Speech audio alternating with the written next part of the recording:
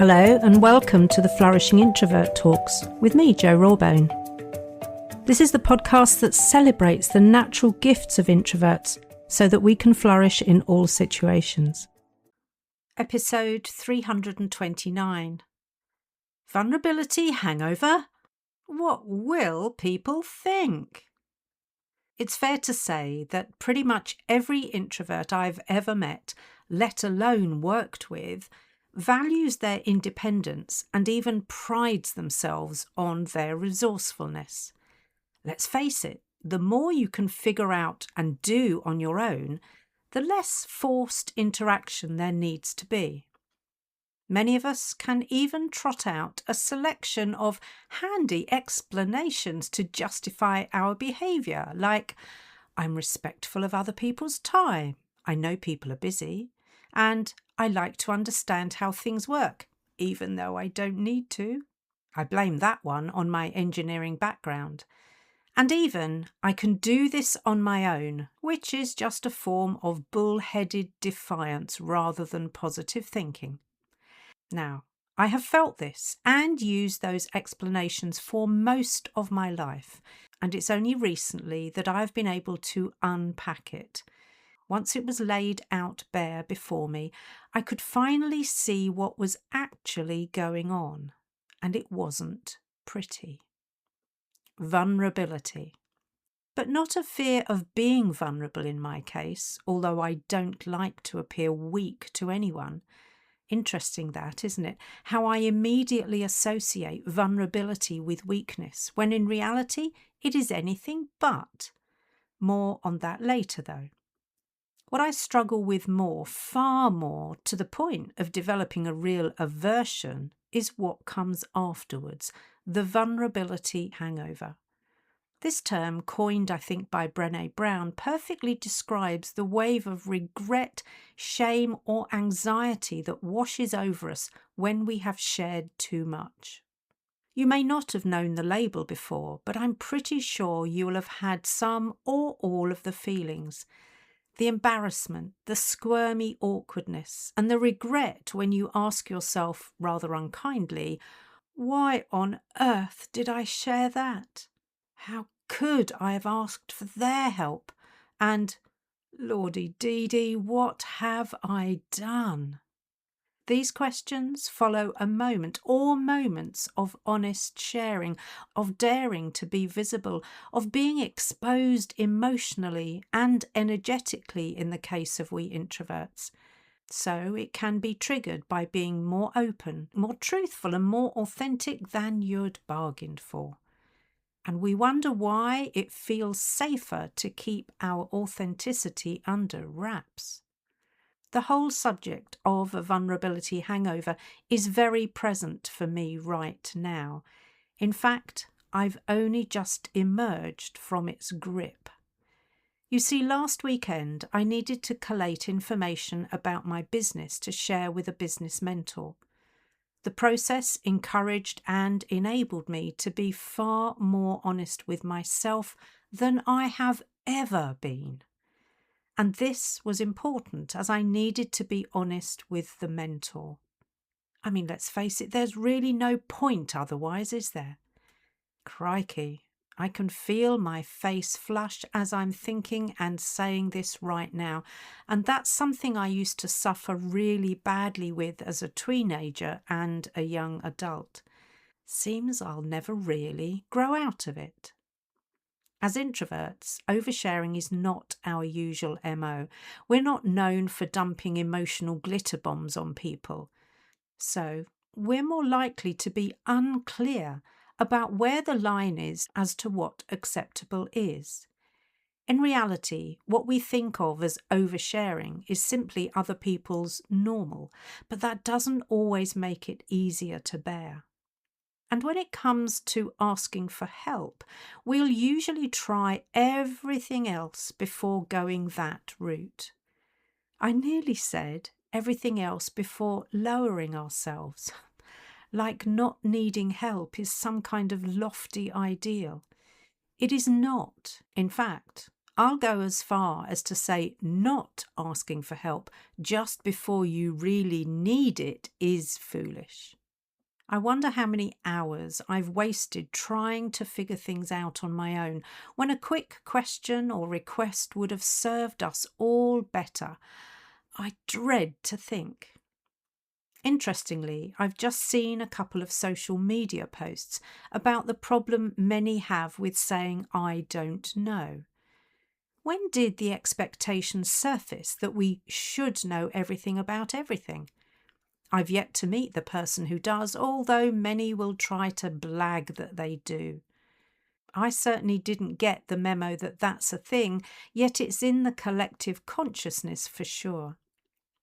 So I said I'd come back to talk about how I'd associated vulnerability with weakness. And again, I know I'm not the only one who does this.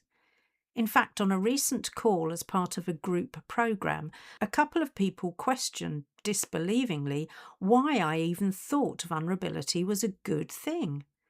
They shared their reasoning by suggesting that the opposite of vulnerability was strength.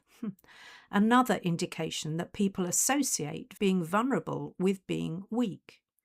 And I wonder if there is a particular layering for we introverts on this, as much of what has been thrown our way implies that we are weaker than the more outgoing, outwardly confident types.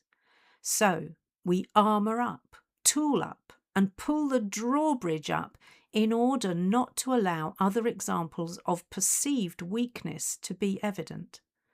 This aligns so well with what I said the opposite of being vulnerable was, if it wasn't strength.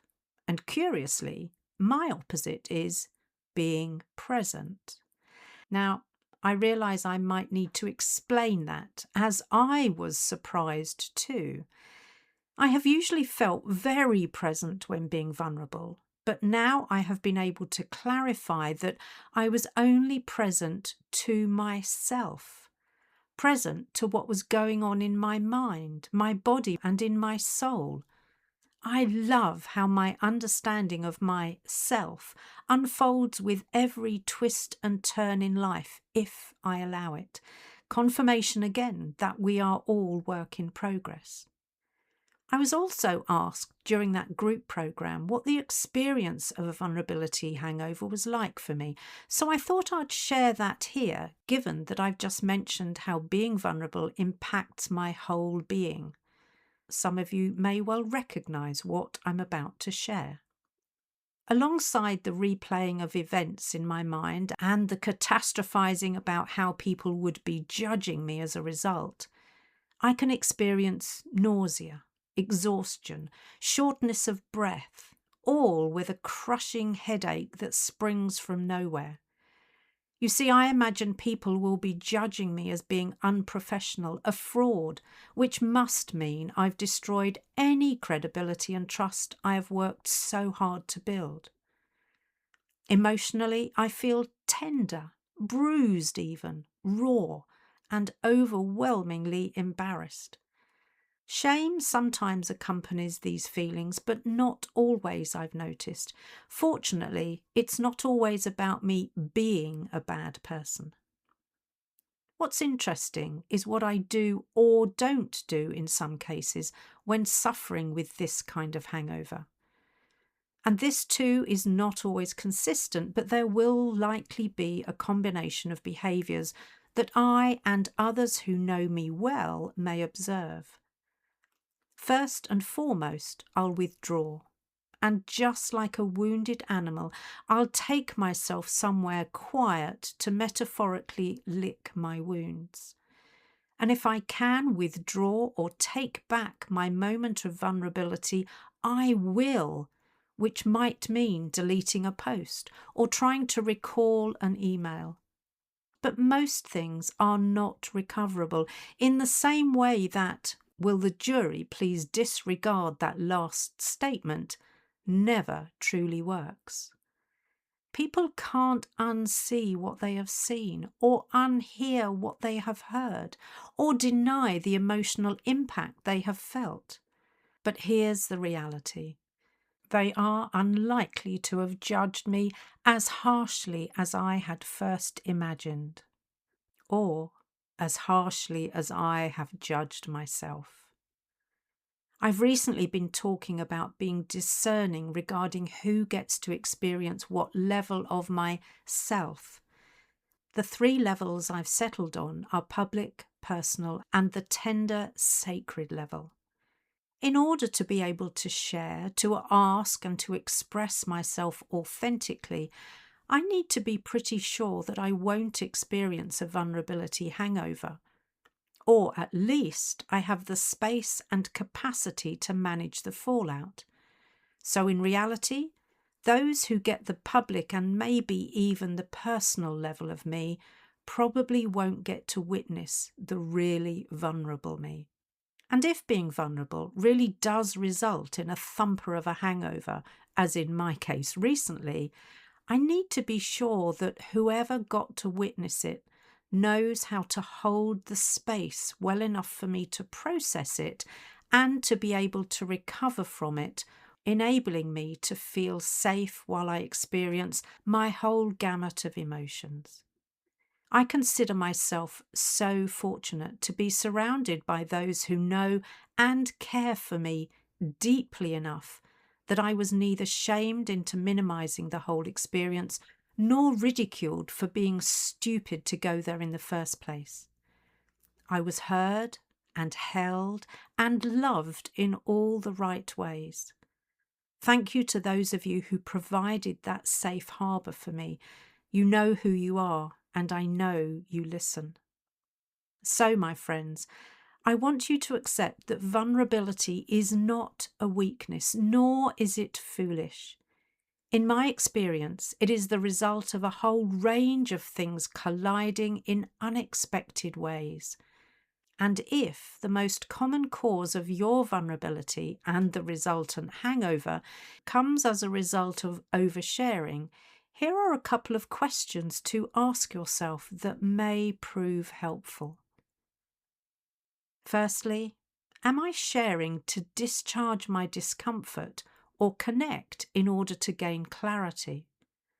And secondly, where is the most appropriate place to share? We may be introverts who prefer our privacy, but keeping things bottled up is rarely the answer. If you enjoyed this episode as much as I did, then please subscribe, rate us and leave a comment, because we know that helps other people find the podcast. And if other people find us, other introverts can flourish. You are listening to an Intentional Media Production podcast.